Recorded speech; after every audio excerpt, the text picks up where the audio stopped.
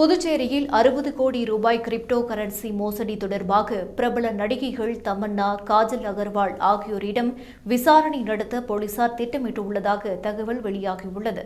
Crypto கரன்சியில் முதலீடு செய்தால் அதிக லாபத்தை கொடுப்பதாக ஆசை வார்த்தை கோரி புதுச்சேரியை சேர்ந்த 10 பேரிடம் சுமார் 2 கோடியே 40 லட்சம் ரூபாய் பண மோசடி செய்யப்பட்டது. இது தொடர்பாக புதுச்சேரி லாஸ்பேட்டையைச் சேர்ந்த முன்னாள் அரசு ஊழியர் அசோகன் என்பவர் புகார் கொடுத்தார்.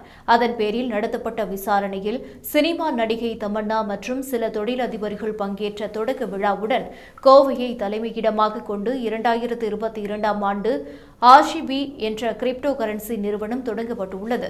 3 மாதங்களுக்கு பிறகு சென்னை மகாபலிபுரத்தில் செயல்பட்டு வரும் நட்சத்திர விடுதியில் நடந்த இந்த நிறுவனத்தின் நிகழ்ச்சியில் நடிகை காஜல் அகர்வால் பங்கேற்றுள்ளார். முதலீடு செய்தவர்களின் தொகைக்கு ஏற்ப நடிகை காஜல் அகர்வாலை வைத்து 100 பேருக்கு கார்களை பரிசாக வழங்கியுள்ளனர். அதேபோல மும்பையில் கப்பலில் மிகப்பெரிய விழாவை நடத்தி அதன் மூலம் ஆயிரக்கணக்கானோரிடம் பணத்தை திரட்டியுள்ளனர்.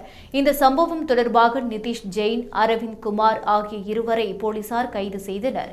அவர்களிடம் நடத்தப்பட்ட விசாரணையில் தமிழகம், கர்நாடகா, ஆந்திர பிரதேசம், கேரளா, டில்லி, ஒடிசா, மகாராஷ்டிரா உள்ளிட்ட இந்தியாவின் பல பகுதிகளில் சுமார் 60 கோடி ரூபாய்க்கு மேல் கிரிப்டோ கரன்சி மோசடியில் ஈடுபட்டது விசாரணையில் தெரியவந்தது.